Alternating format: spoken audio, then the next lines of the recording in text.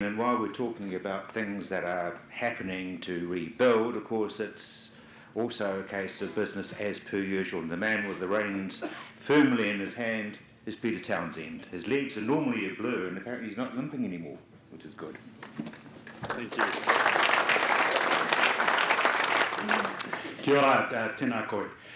Look, I attended a disaster management and business resilience conference in Wellington about a month ago, and there was an academic from Wellington that got up and said, and I'll paraphrase it, Christchurch is buggered, the university is compromised, manufacturing is really under threat in the city, you're suffering major population flight, particularly with your young people, and really the prospects for Christchurch are grim.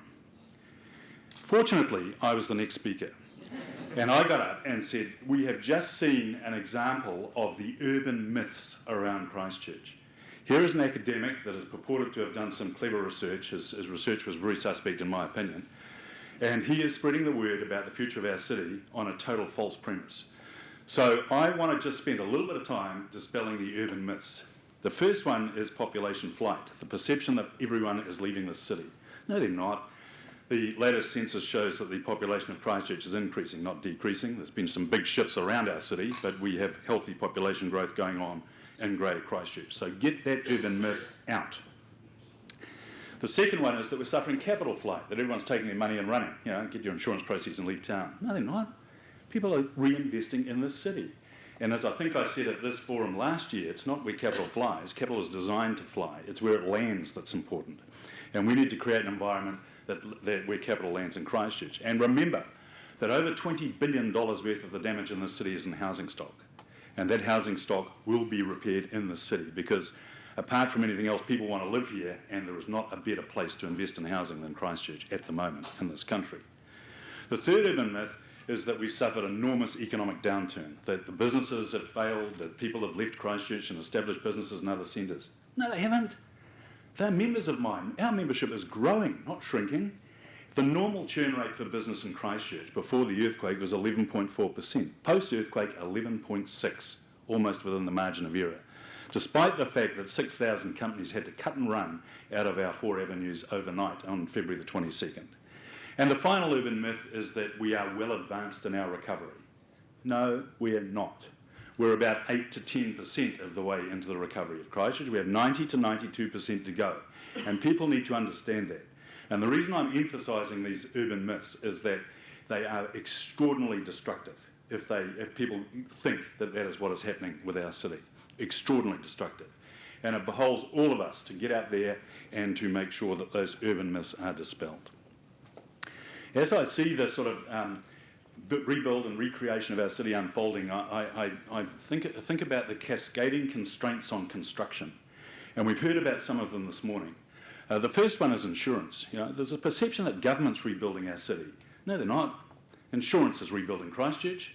Of the $40 billion worth of damage, about $32 billion is directly related or indirectly related to insurance. And then, by the way, let's start thinking about that $40 billion worth of damage. That's $40 billion worth of damage, not $40 billion worth of rebuild. And I don't know anyone who is not putting betterment into their rebuild. So I think $40 billion is going to be $50 billion. And I think we should start thinking about that.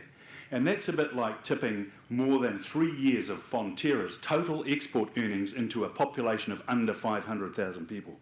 Can someone please tell me what that looks like? Because that is incredible. And that has never happened before. The next cascading, and with the cascading constraint of insurance, there are all the problems of ground remediation that we've heard about and all the issues that are associated with insurance settlement and the complications, and Roger just gave you some figures about how far we are through the insurance settlement process. We are far enough through for insurance not to be a cascading constraint. It's got a long tail, but there's enough settlement now in the pipeline for the rebuild to really start to get underway, and you're starting to see that happening. The second cascading constraint, in my opinion, is going to be consenting, how we get approval to do everything we need to do. Yeah? There are 8,000 houses with an excess of $100,000 worth of damage that have been cash settled by insurance companies now. 8,000. 8,000 homeowners with money in the bank who want to repair and rebuild their houses. What does that look like as we funnel them through a consenting process? And we know that it takes about 8 months from the time you cash settle to the time you pour your concrete. So watch out this year for that cascading constraint to really start to bite. And then behind that, we have the constraint of a project management capability, building capability, and coupled with that, the whole issue of human capital, particularly tradespeople who are going to require to rebuild our city, the issue of materials and resources, and the issue of capital. Capital, not because we are the best insured city that has ever had the sort of disaster we've had, the most expensive insurance event in the world on a per capita basis, low population, a lot of damage, high insurance, that's good.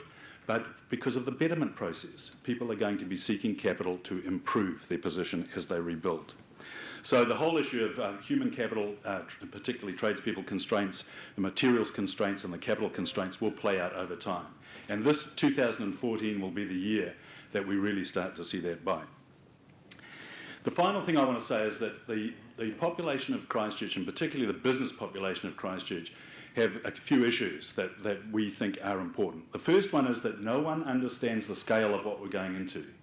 Everyone thinks that we're well on the way. We're not. We've got this mountain ahead of us that we're going to climb. Positive mountain, opportunity, cash, huge investment, double-digit growth into the foreseeable future, but how are we going to manage that? The second thing is, are we thinking strategically enough about where we're going? Are we thinking about next month and the month after? Are we really thinking about what does it look like a year or 2 years or 5 years down the track when you've got 3 years of Fonterra earnings being tipped into your city? We need to start thinking about that. And the third thing we need to think about is how we do build scale in our city. We have, the Canterbury Employers Chamber of Commerce have been banging on a long time on the need for collaborative relationships. Cities inside, companies inside Christchurch unlocking the opportunity, companies outside Christchurch assisting those companies to build scale. And the clever guys are onto it. You can see these collaborative relationships starting to form now. But be warned, it takes a year or a year and a half from the time you start that relationship till the time you lock it in. What is this economy going to look like a year and a half down the track? It's going to look like it's going to need scale. So we'd better start thinking about collaborative relationships and how we do build scale to rebuild our city. And finally, I just want to reinforce something that Roger Sutton said. What do we really aspire to be as a city?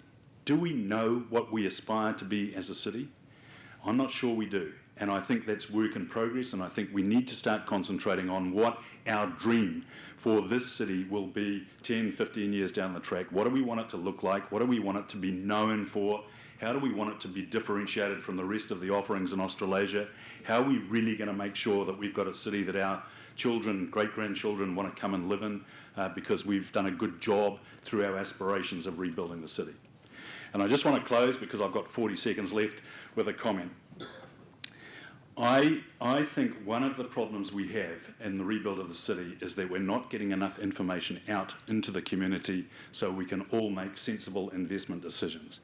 And my plea for anyone who is involved in the rebuild of Christchurch is too much information ain't half enough. Get it out. We don't care if it's inaccurate. We don't care if some of it proves to be wrong. We need information to make sensible investment decisions. We need information to make sensible social decisions, and we need information to ensure that this city can aspire to be the best city in Australasia. Thank you.